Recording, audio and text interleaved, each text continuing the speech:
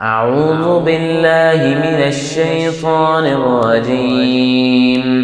بسم الله الرحمن الرحيم. قل أعوذ برب الناس، ملك الناس،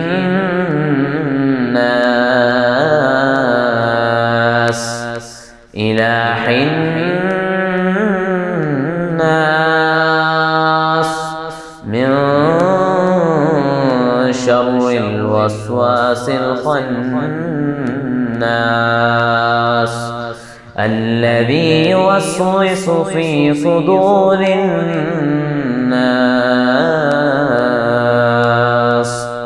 من الجنة والناس.